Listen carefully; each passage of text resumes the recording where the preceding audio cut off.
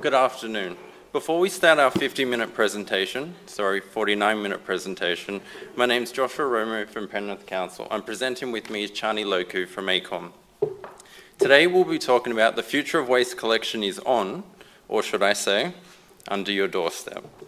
Let's talk waste. Considering people have always used bins, it's hard to believe the impacts waste infrastructure is having on current developments and councils. Surely we can get this right. Let's find out.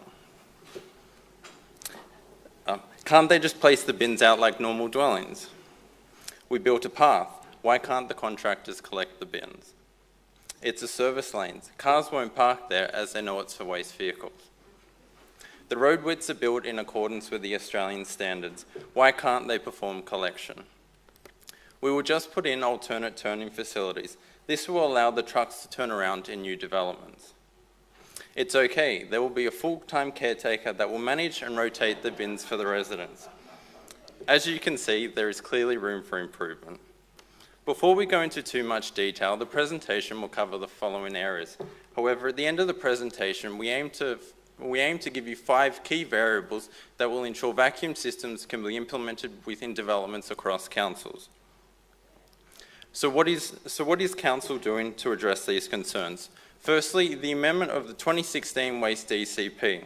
Second, the creation of guideline documents. The guideline documents are specific operational and infrastructure documents that give developers information on subdivisions, multi-unit dwellings, residential flat buildings, and automated waste collection systems. Additionally, attendance and comment at key planning policy meetings, including master plan, pre-lodgement, referrals, and determination. Despite the extensive controls, some planners may argue that many of their sites have already incorporated sufficient waste planning measures.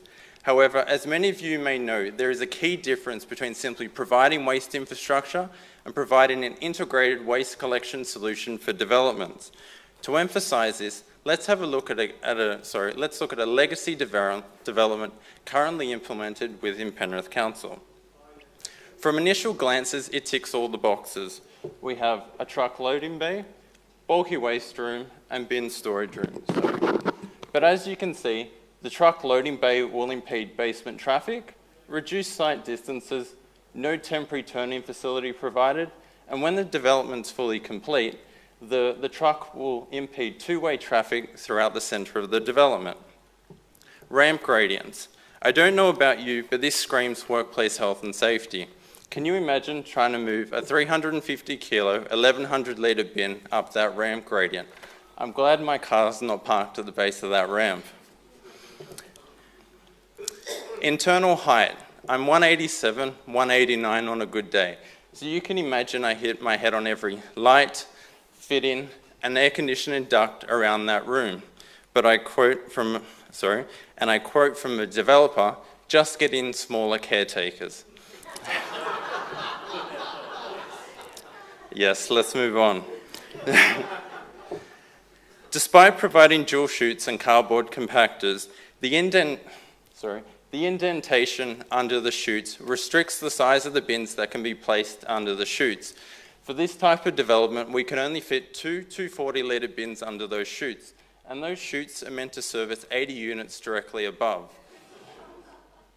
The cardboard compactor, when fully compacted, the cardboard compactor is too heavy and too large to be taken out of the room and also to be taken up the ramp gradient to be presented for collection. Yeah. So how do we address this? We address this through the implementation of the guideline documents that we were talking about. The guideline documents provide the specific operational and infrastructure guidelines for developments. As you can see, we give information for bin dimensions, configurations, waste allocation rates, and specifications on collection vehicles. Also, we give model configurations for multi-unit dwellings for different developments, and also configurations for on-site waste infrastructure for residential flat buildings. That way, developers know exactly what needs to be put on the site and model configurations so they can simply incorporate it into the model. Additionally, truck specifications, including truck length, wheelbase, height, operational clearances, and specifications for innovative waste collection technologies, including compaction units and the relevant dimensions for each one. Now I'll pass on to Chani to give you an introduction to vacuum systems and how these systems try to address these problems that we have just seen. Thanks for that, Joshua. And you've heard about some of the key issues facing a number of councils in this region associated with collecting waste from multi-unit developments. And I'm going to talk about some of the potential solutions, in particular the vacuum waste collection systems. As you can see here, there are a few solutions available that help optimize waste collection, including waste compactors to reduce the volumes of waste and thereby reduce the number of truck movements that's required, turntables to help maneuver large trucks around narrow streets, and different size bins. So vacuum waste collection systems, what are they? Essentially, waste is placed within a number of different inlets, depending on the type of waste streams you're trying to separate. It's then taken under high pressure vacuum with the waste traveling over 90 kilometers per hour to a central waste collection building. And I'll go into these in a bit more detail later on.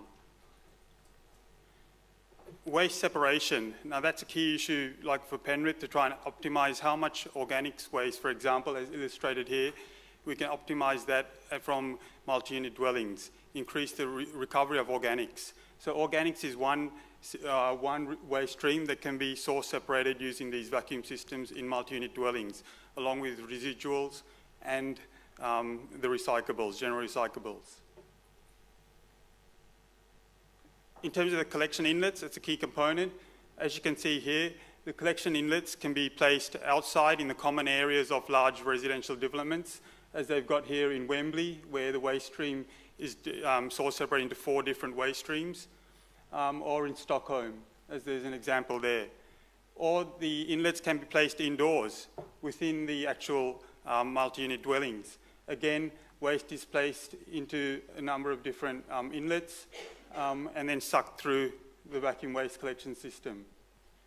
The waste then makes its way through to a central collection building, essentially like a small transfer station. And the size of that transfer station will depend on how many compactor units are placed within the collection building, the size of the vacuum pumps that are required to power the system, which are also located in that collection building, and also obviously the frequency of collection. How often do you want to collect it from that central collection area? And this has been going on for several years overseas. So there's probably over 1,000 installations worldwide, either under operation or under construction. And as you'll see from there, there's a system in Australia which I'll talk about, currently under construction at the moment. So it's basically a proven technology that's been used overseas. So I'll hand it back to Joshua. Thank you. So far we can see that vacuum systems have multiple benefits. But the question I feel everyone wants to know is, can these be implemented within individual communities, and what are the costings compared to a traditional business as usual collection? You're in luck. We asked the same question, and to help us address this, Penrith City Council has undertaken ACOM to undertake a 3-stage review of vacuum systems within residential flat buildings, and also conduct a feasibility study using a current development proposed within Penrith. So a quick overview of that development is, the development itself is 78,500 metres squared, consists of 2,087 units, spread over 21 towers. The development comprises of cafes, restaurants and childcare, and it's a 5-stage development that will be constructed over an 8-year cycle. The reason we chose this development is that it was over the 1,000-unit threshold that was identified in the 3-stage review, making it viable for vacuum systems. So what I'll do, I'll pass you back on to Chani to explore the system and the viability of each one. Thanks, Joshua. So at the start of our study, what we did was look at what's the business as usual scenario. So we spoke to the property developer who's putting the system in, and they mentioned that under the usual truck collection method, you need a number of different infrastructures, so ranging from waste chutes and inlets, carousels, bin lifters, skip bins for collection, and you'd also need a bulky waste collection area, and you also need a caretaker, which they estimated would be around 3 to 4 days per week, basically managing waste within the development. Under the vacuum system, essentially, like I mentioned before, you have your waste chutes and inlets, the underground pipe collection system, and the waste collection building. But you need a bulky waste because it can't accept large bulky waste streams, similar to the BAU. And the caretaker is reduced to about 1 day per fortnight in terms of how often you need. So as part of our assessment, what we did was looked at the technical, social, environmental, and of course the financial costs and benefits of the system versus the business as usual or truck collection method. From a technical point of view, some of the key issues you need to look at is what types of waste can be accepted by the system, what can't be accepted by the system. So, for example, glass, there's a limit to how much glass can be placed within these vacuum systems without corroding the pipe system. With the introduction of the CDS, hopefully, that will sort of pull out some of that glass and make these systems more effective. The pipeline itself, it's essentially, consists of a 500 millimeter diameter steel pipes, or one supplier supplies a plastic pipe about 200 millimeter diameter.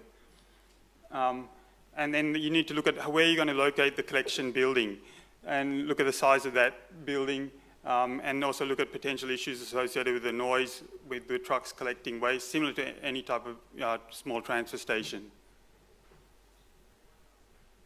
So under the business as usual scenario, we've all heard from the previous speeches, also during the panel discussion, a number of issues that are associated with general amenity of waste bins being lined up along the side of the road, the noise issues, and also relatively low diversion rate from multi-unit dwellings in terms of resource recovery, the vermin issues and some of the air quality issues. Under the vacuum waste collection system, a lot of these issues can be addressed and minimized. For example, by reducing the number of truck movements significantly, by having the central collection point and collection maybe once per fortnight, essentially you're taking the number of truck movements off the street, thereby reducing the early morning truck noise, the potential odor issues associated with bins being placed on the street, reduce greenhouse gas emissions from taking the trucks off the street as well. So as part of our analysis, we did the multi-criteria analysis that I mentioned, comparing the two options. We did this in conjunction with the council. We also discussed it, brought on experience from users from overseas, the equipment suppliers, property developers we spoke to. And based on that, we looked at some of the key issues that I've mentioned before. So some of the key advantages of the system, the noise impacts significantly reduced, the potential air quality, greenhouse gas emissions, traffic, a key and obvious one where you're reducing number of truck movements, and basically the general amenities. So, in terms of, for example, at Wembley, etc., the general amenity of these multi-unit dwellings is much improved. So, you can almost increase the value of selling these blocks for property developers. But there are some, technology is not as mature as the traditional waste collection as you'd expect. And of course, there's some of the waste that can be accepted under the traditional approach, can't be accepted under the vacuum waste collection system. So you need to be aware of that. And education is the key component there. So in terms of the financial analysis, we looked at the business as usual versus 3 different options. So we spoke with NVAC, AVAC, and Streams. They're probably the key suppliers of this technology worldwide. And just to make clear, AECOM, we don't have any sort of commercial interest in any of those equipment suppliers. We purely undertook an independent analysis of what they provided versus the BAU. We also looked at some alternative scenarios. So, for example, under the business as usual, if you need to construct a basement under the multi-unit dwelling, which requires truck access, under a number of council requirements, that needs to be around 4.5 meters in some instances. So you need to build that higher basement compared to a normal 2.5 meter basement. The additional floor space. So we also looked at what are the floor space savings by putting in this vacuum system. In other words, you don't need a huge area to store a number of curbside bins, for example. So we spoke to the property developer, what are some of the floor space savings you might achieve? So based on that, and I can talk later about in more detail about the financial analysis, but to give you some of the key takeaways, what we found was if you look at the basement scenario where that additional basement height is required, you can have a cost saving of up to $55 million under that scenario, the project in Penrith, the 2,000 unit development. They would have saved $55 million by making the smaller basement, which greatly outweighs the cost of the system by 5-fold. If basement access is not required, yes, there is an upfront capital cost that's required, which worked out to be around $2,000 per unit. So over a 2,000 unit development, about $4 million upfront capital cost of that system. Operation and maintenance cost, there was a relatively small increase in the strata fee, assuming that the ongoing maintenance of the system is passed on as a strata fee to unit holders. As I mentioned before, for example, there's a big reduction in the amount of caretaker time that's required under this scenario. And also the council collection waste fee is reduced in terms of the number of council waste collection trucks that's required. Traffic movements is significantly reduced, so therefore that fee is reduced. So at the start of this presentation, we said we'd go through some of probably the key 5 factors that we believe make these sorts of systems viable and should be considered.